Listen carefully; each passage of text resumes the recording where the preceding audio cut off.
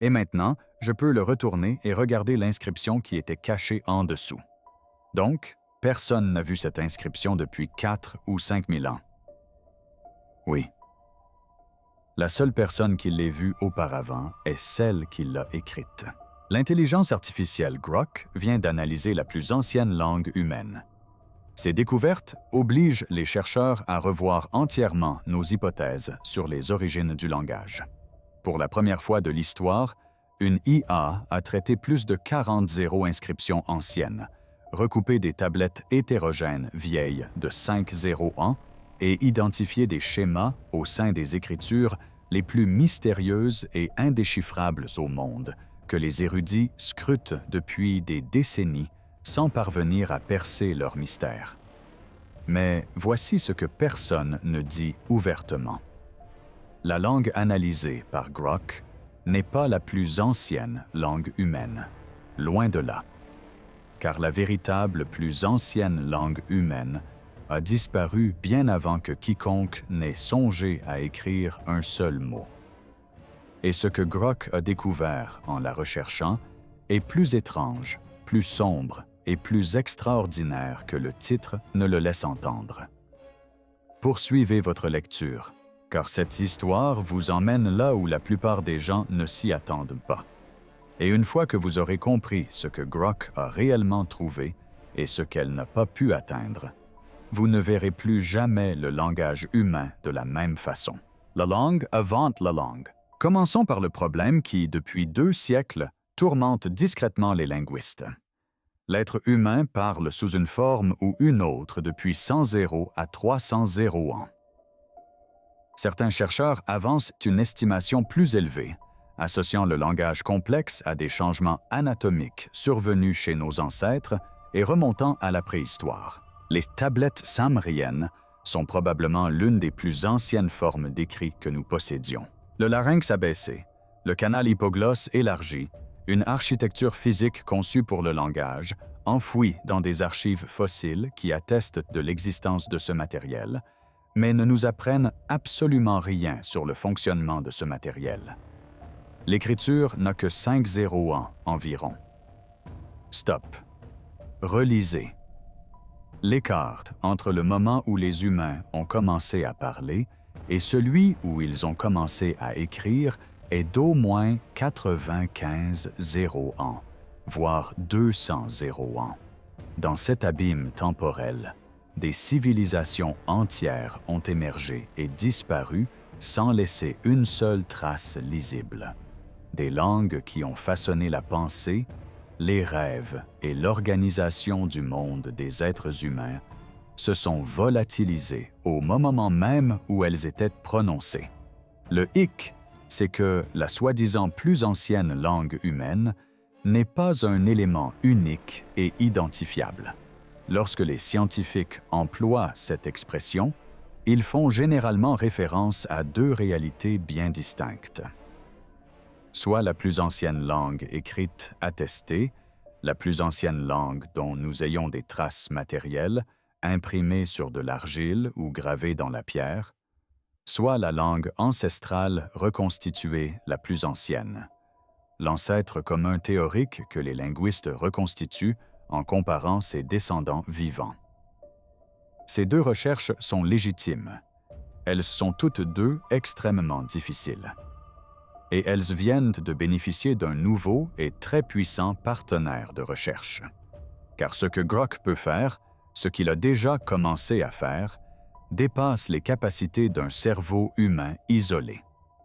Et les résultats obtenus obligent les chercheurs à reconsidérer des questions qu'ils croyaient résolues. Avez-vous vu de nouveaux scans où ils ont trouvé de nouveaux pétéroglyphes? Ouais. Mec, on va découvrir tellement de choses comme ça. Les gens vont pouvoir... C'est quoi tout ça? Si vous voulez être là quand Grok et des outils similaires lèveront enfin le voile sur l'un des plus grands silences de l'histoire de l'humanité, et ce jour est plus proche que la plupart des universitaires ne veulent bien l'admettre publiquement, abonnez-vous dès maintenant, car dès que cette percée aura lieu, nous serons les premiers à la couvrir. Mais d'abord, il faut remonter loin dans le temps. Les voix les plus anciennes que nous pouvons encore entendre, les 3 plus anciennes langues écrites dont on ait conservé d'importants vestiges, sont le sumérien, l'égyptien et l'akkadien. Leur histoire est presque miraculeuse. Le sumérien apparaît dans les vestiges archéologiques entre 3400 et 3100 avant notre ère, soit il y a plus de 5000 ans. Il se présente sous la forme de marques irrégulières, en forme de coin, imprimées dans de l'argile humide à l'aide d'un stylet en roseau. Ces tablettes ont survécu grâce à leur cuisson, souvent accidentelle, lors d'incendies qui détruisaient les bâtiments environnants. Les bibliothèques ont brûlé. Les tablettes, elles, ont survécu. Des milliers de ces textes ont été retrouvés, couvrant un large éventail de documents, des inventaires de céréales et titres de propriété aux hymnes, codes juridiques et à l'épopée de Gilgamesh, récit du déluge écrit plus de 1000 ans avant la version biblique. Et tenez-vous bien, le sumérien est une langue isolée. Il n'a aucune parenté connue sur Terre. Aucun cousin, aucun ancêtre identifiable, aucun descendant. Les langues dont il est issu ont disparu à jamais, sans laisser de traces. Le peuple qui a gravé ces marques dans l'argile était déjà le fruit de dizaines de milliers d'années d'évolution linguistique que nous ne retrouverons jamais. Le sumérien n'est que la partie émergée de l'iceberg. Tout ce qui se trouve en dessous est un océan. Réfléchissez à ce que cela signifie. Nous avons les reçus. Nous avons les listes de courses. Nous avons les contrats, les plaintes et les chansons d'amour. Des Samriens ordinaires se disputent au sujet du paiement des céréales. Des scribes s'exerçant à l'écriture. Des prêtres consignaient des hymnes à des dieux dont nous pouvons désormais prononcer à nouveau les noms. Une civilisation disparue 30 ans avant l'avènement d'Internet continue, d'une certaine manière, de nous parler grâce aux marques gravées dans l'argile. Des hiéroglyphes égyptiens apparaissent dans les archives entre 2690 et 2600 avant notre ère, avec des phrases complètes et grammaticalement structurées inscrites dans des tombes datant des périodes pré-dynastiques et de l'Ancien Empire. Ce ne sont ni des étiquettes, ni des listes de courses. Ce sont des expressions abouties de théologie, de royauté et de cosmologie. Un système linguistique suffisamment sophistiqué pour décrire avec une précision quasi médicale ce qui arrive à l'âme après la mort. Les textes des pyramides, gravés dans les chambres funéraires des pharaons des 5e et 6e dynasties, figurent parmi les plus anciens textes religieux au monde. Formules magiques, invocations, instructions pour naviguer dans l'au-delà. En 2400 avant notre ère, on prenait tellement au sérieux le sort de l'après-vie qu'on gravait ces instructions dans la pierre. Tout ce que nous pensions savoir sur la fabrication de ces textes anciens est remis en question. Cela suggère l'existence d'équipes de scribes organisées, d'espaces de travail partagés, voire d'une véritable usine de transcription de rouleaux, dissimulée dans le désert. L'Égyptien appartient à la famille des langues afro-asiatiques, ce qui signifie qu'il a des descendants vivants aujourd'hui. L'arabe, l'hébreu, l'amharique et le somali. Ce fil conducteur, qui s'étend d'une inscription funéraire datant de 2600 avant notre ère à une conversation en cours à Addis Abeba, constitue l'une des plus longues lignées linguistiques continues que nous puissions retracer. Il y a ensuite l'Adienne, l'ancienne langue sémitique orientale qui a progressivement laissé place au samrien comme langue véhiculaire de Mésopotamie. L'Adien apparaît dans des documents datant d'environ 2600 avant notre ère. Écrit de manière uniforme, il était emprunté et adapté au système samrien. Une technologie d'écriture qui se transmet d'une langue à l'autre, à l'instar du transfert de logiciels entre systèmes d'exploitation. Pendant plus de 2 ans, l'Aadienne fut la langue diplomatique du Proche-Orient ancien. Les célèbres lettres d'Amarna, un ensemble de correspondances diplomatiques découvertes en Égypte en 1887, témoignant d'échanges entre pharaons et souverains de la région vers 1350 avant notre ère, furent rédigées presque entièrement en aadienne, car c'était la langue internationale que tous s'accordaient à utiliser. Des centaines de milliers de tablettes akkadiennes ont été conservées. C'est l'une des langues anciennes les mieux documentées. Et c'est là que ça devient étrange. Aucune de ces langues n'est la première langue humaine. Absolument aucune. Ce sont les premières langues à avoir été écrites, ce qui est radicalement différent. Chacune de ces civilisations avait des parents, des grands-parents, et jusqu'à 10 générations d'ancêtres avant elle, parlant tous des langues qui n'ont jamais été consignées par écrit et qui ont tout simplement disparu. Ainsi, lorsque Grok analyse le samrien, l'égyptien et l'aadien, en croisant leurs structures grammaticales, en relevant des schémas distributionnels inattendus et en comparant simultanément l'architecture morphologique des trois langues, il n'analyse pas les débuts du langage humain. Il analyse les premières pages d'un livre dont la rédaction a commencé bien avant que quiconque n'ait songé à l'écrire. Et ce que Grok découvre dans ces pages, des schémas qui n'apparaissent que lorsqu'on compare les trois simultanément, commence déjà à redéfinir ce que les chercheurs pensaient comprendre. Mais n'allons pas trop vite en besogne. Il faut d'abord comprendre ce que fait réellement Grok lorsqu'il fixe une tablette vieille de 5-0 ans et pourquoi il voit des choses qu'un cerveau humain ne peut tout simplement pas percevoir. Ce que fait réellement Grok et en quoi son approche est différente.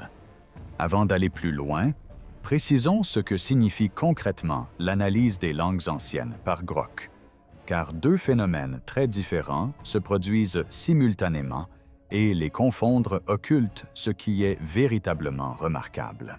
Voici le dernier système d'intelligence artificielle. Nous sommes désormais à la croisée des chemins, entre promesses et périls. La première capacité réside dans l'analyse de vastes modèles de langage. Grok, l'un des systèmes d'IA les plus puissants actuellement en service, réalise nativement cette tâche. Entraîné sur un corpus textuel si immense, il a développé une intuition structurelle profonde du langage. Intégrez-lui la grammaire sumérienne et il commencera à identifier des schémas dans la structure morphologique.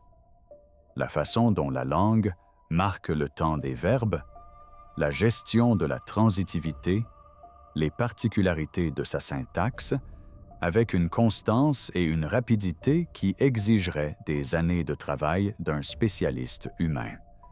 Présentez-lui simultanément des textes administratifs aadiens et de la littérature égyptienne. Et elle commence à mettre en évidence des similarités distributionnelles qu'un chercheur humain aurait besoin de plusieurs décennies de formation spécialisée pour remarquer. Voici ce qui la distingue qualitativement de tout ce qui a été fait auparavant. Un linguiste humain travaillant sur le sumérien ancien possède, au mieux, une connaissance détaillée de cette langue et une familiarité pratique avec les familles de langues voisines. Grok intègre simultanément le sumérien, l'aadien, l'égyptien, toute leur structure grammaticale connue, le cadre comparatif complet de la linguistique afro-asiatique, le vocabulaire reconstitué du proto-sémité et le vaste panorama de la typologie des langues, le tout dans une analyse active et des recoupements constants en temps réel. Lorsqu'il repère une anomalie sur une tablette samrienne, il la situe au regard de l'ensemble de nos connaissances sur les langues du Proche-Orient ancien. Aucun analyste humain ne travaille ainsi. C'est impossible, car aucun cerveau humain n'en a les capacités. Mais c'est là le point crucial que les gros titres sensationnalistes omettent d'expliquer. Grok n'opère pas de manière isolée. Il fonctionne en synergie avec des outils spécialisés de linguistique informatique, des modèles de diffusion, des moteurs de reconnaissance de formes statistiques et des systèmes d'apprentissage automatique spécifiquement entraînés sur des ensembles de données d'écriture anciennes.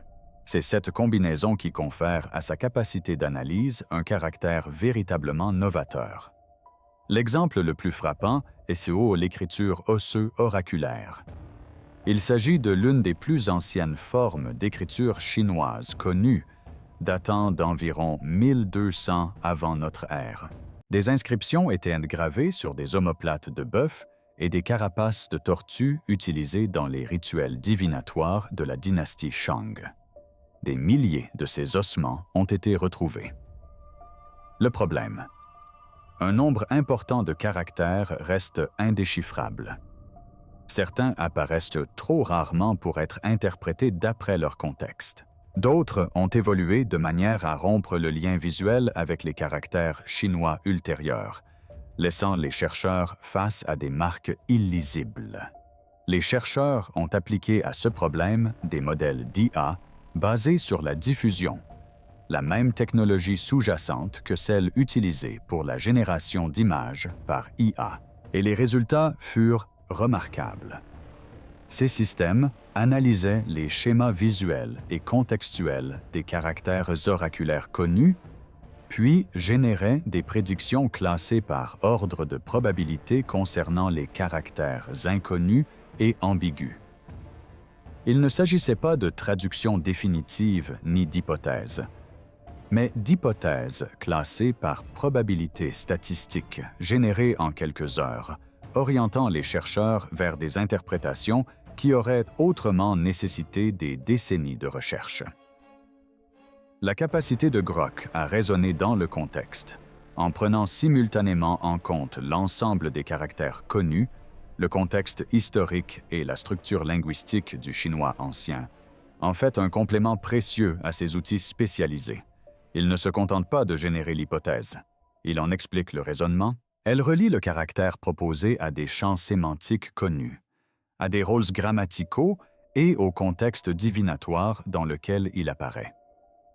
Elle effectue un travail d'interprétation, et non une simple correspondance de motifs.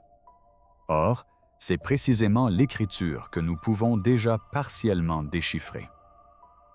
Nous disposons d'un cadre de référence. Nous avons des milliers de caractères connus auxquels nous comparer.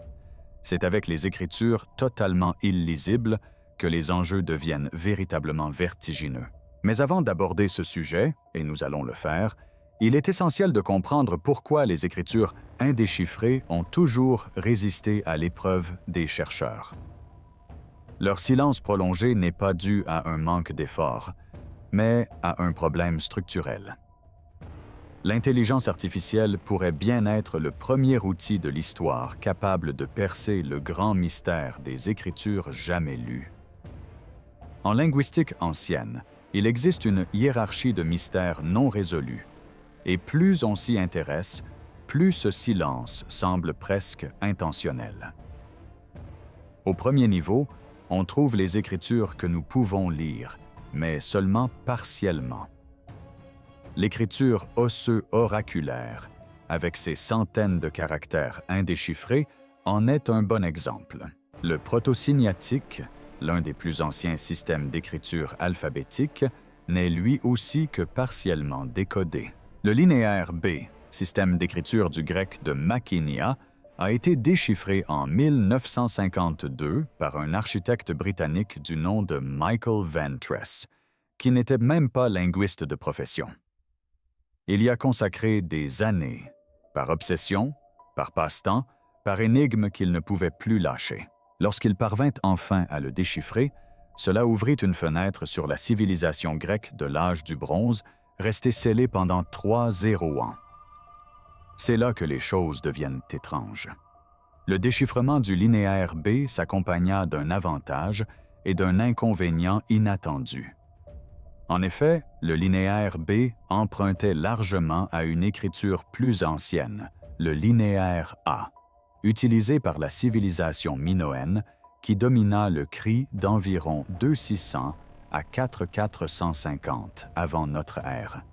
Les Minoens construisirent des complexes palatiaux, commercèrent à travers la Méditerranée et produisirent un art raffiné.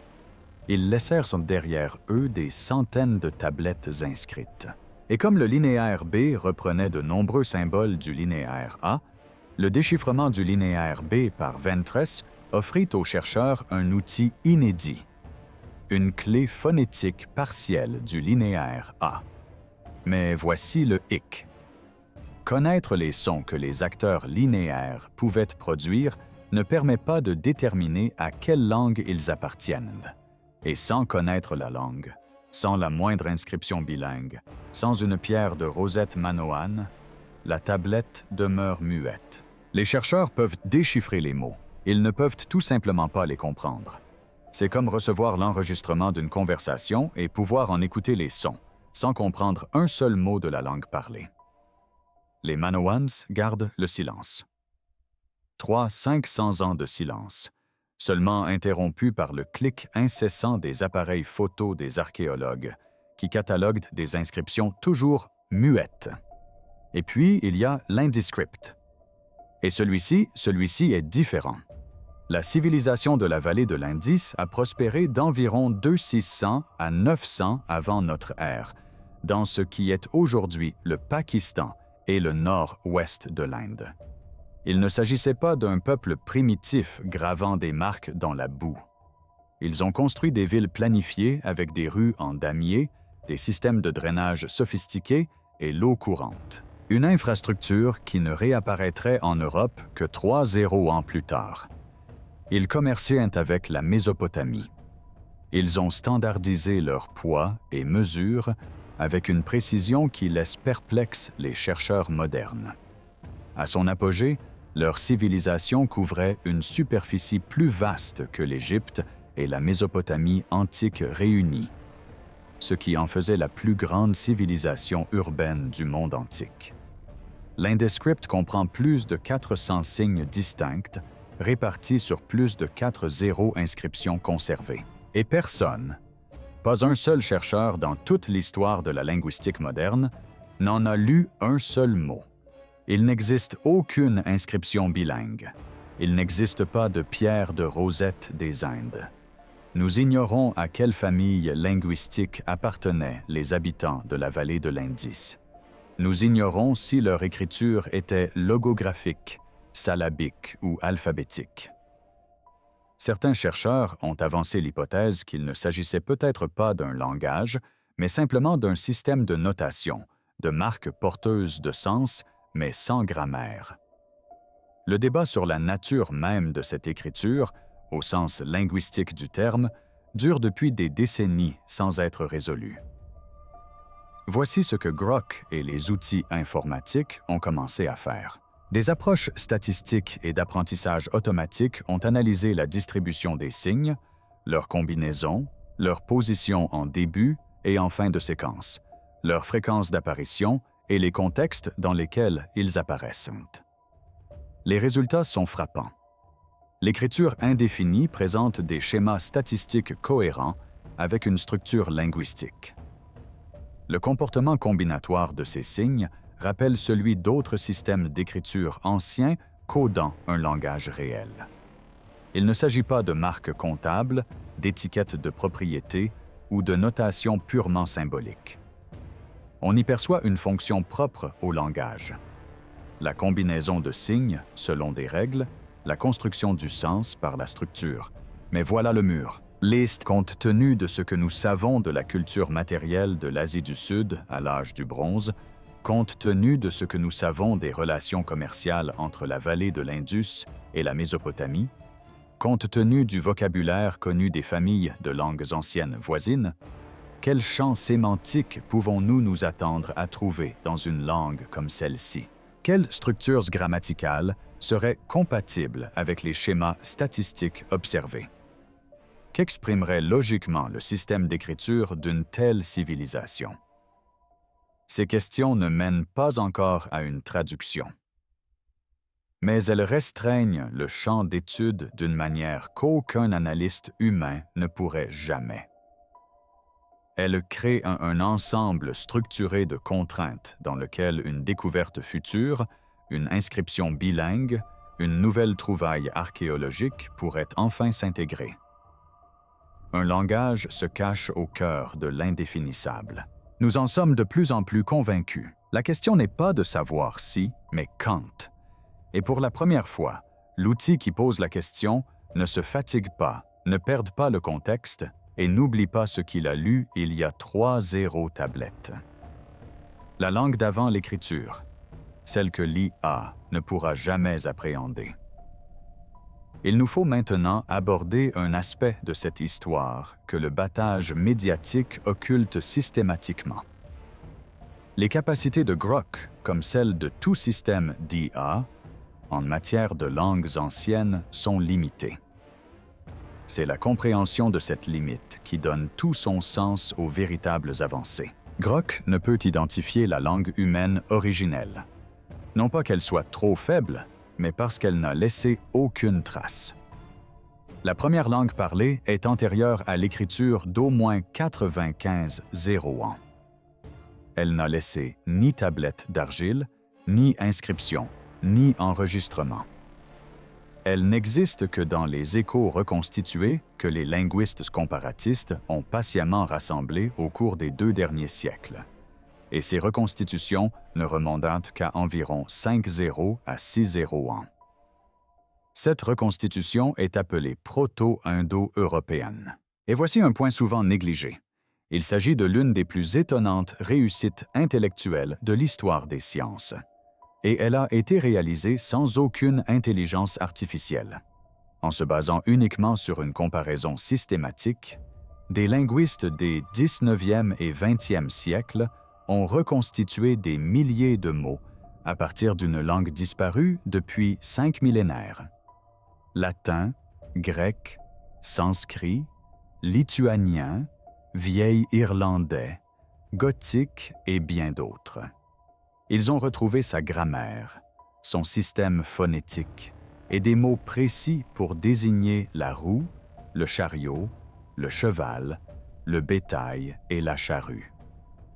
À partir de ces mots, ils ont déduit la technologie, la géographie et la structure sociale des peuples qui la parlaient. Ils ont ainsi découvert que les locuteurs proto-indo-européens avaient domestiqué les chevaux et utilisé des véhicules à roues avant même que ces pratiques ne se répandent en Eurasie, grâce aux seuls schémas et mots issus de leur langue des millénaires plus tard. Une linguistique forensique à l'échelle d'une civilisation, fruit de plusieurs générations de recherche, reposant uniquement sur la comparaison systématique et l'ingéniosité humaine. Le hic, Grok accomplit aujourd'hui en une seule séance ce qui a pris des générations à ses chercheurs. Alimentez-le avec les données comparatives, le vocabulaire reconstitué et les langues filles connues, et qu'il peut effectuer des analyses morphologiques approfondies qui exigeaient autrefois une carrière entière. Il signale les schémas que les premiers reconstructeurs ont manqués car ils travaillaient manuellement sans pouvoir comparer simultanément des centaines de langues. Il propose des reconstructions alternatives. Il identifie les points forts des preuves et les faiblesses de la méthodologie. Il ne remplace pas les chercheurs qui ont bâti ce savoir, mais il prolonge leurs travaux.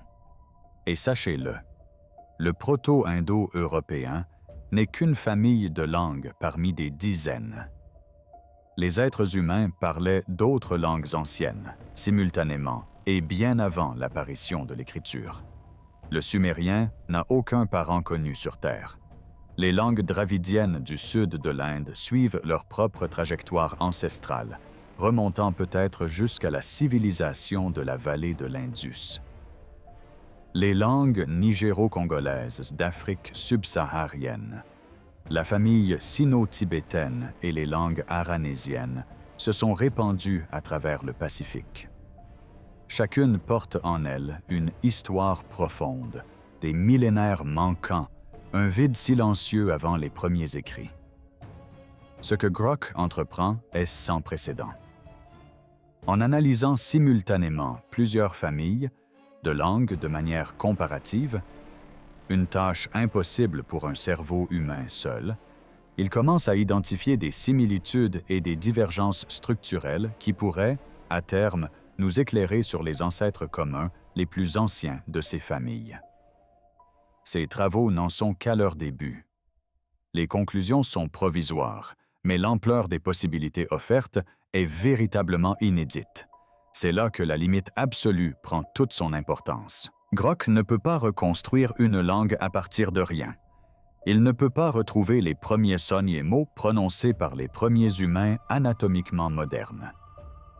Le silence précédant l'écriture est absolu et aucune IA existante, ni vraisemblablement dans un avenir proche, ne peut analyser ce qui n'a jamais été consigné. La langue originelle ne se cache pas dans un ensemble de données attendant d'être découverte. Elle a tout simplement disparu. L'outil de linguistique informatique le plus puissant de l'histoire reste limité par le même obstacle fondamental qui a toujours limité ce domaine. On ne peut pas analyser ce qui n'existe pas. Mais voilà ce qui caractérise ces obstacles. Les personnes importantes dans cette histoire ne sont pas celles qui les contemplent avec désespoir. Ce sont celles qui regardent de l'autre côté. Les milliers de tablettes anciennes, les écritures non déchiffrées, les corpus partiellement analysés et qui poussent l'analyse aussi loin que possible. Car quelque part dans les données qui subsistent se trouvent les réponses à des questions que nous n'avons pas encore songé à poser. Et Grok se les pose en ce moment même. Grok effectue des comparaisons inédites, révèle des schémas restés inaperçus pendant des décennies et génère des hypothèses que les chercheurs commencent seulement à tester. Voici comment cela se traduit concrètement. Un chercheur fournit à Grok l'intégralité du corpus d'inscription en linéaire A. Chaque tablette, chaque sceau, chaque séquence de signes ayant subsisté de la civilisation manoenne. Grok ne se contente pas de cataloguer les signes. Il construit une carte probabiliste de la structure interne de l'écriture. Il compare cette structure à celle de tous les autres systèmes d'écriture anciens présents dans ses données d'entraînement. Il signale les endroits où les schémas sont les plus marqués, ceux où les preuves sont les plus minces, ainsi que les combinaisons de signes spécifiques apparaissant dans des positions contextuellement prévisibles, là où une inscription bilingue, si elle était découverte, fournirait aux chercheurs les éléments essentiels à leur recherche. Aucun analyste humain ne pourrait traiter simultanément toutes ces informations. Grok y parvient en une seule séance, sans se perdre, sans oublier, sans se fatiguer. Ce n'est pas un miracle. C'est un outil d'un genre nouveau qui repousse les limites du possible. Le jour où elle découvrira quelque chose qui brisera l'un des plus grands silences. Et ce jour est peut-être plus proche qu'on ne le reconnaîtra officiellement, cette chaîne sera la première à en être informée. Alors, si vous n'êtes pas encore abonné, c'est le moment. Mais avant de partir, prenez le temps de bien comprendre ce que nous venons d'aborder. Il y a 5000 ans, un scribe mésopotamien imprimait des marques dans de l'argile humide. Marques que Grok peut désormais analyser en temps réel. Il y a 300-500 ans, une civilisation Cri utilisait une écriture qui a déjoué tous les esprits brillants ayant tenté de la déchiffrer. Une IA examine simultanément tous les indices connus à son sujet. Il y a 4000 ans, la plus grande civilisation urbaine du monde antique imprimait des marques sur des sceaux dont le sens reste encore indéchiffrable.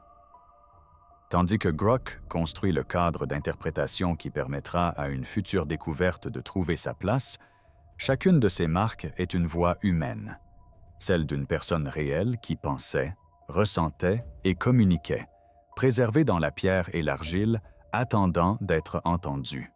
Nous vivons à l'instant où cette intuition se réalise. Dites-nous en commentaire quelle écriture ancienne pensez-vous que l'IA déchiffrera en premier, l'indéfinissable linéaire A ou une autre dont nous n'avons pas encore parlé? La réponse pourrait vous surprendre et nous y travaillons déjà.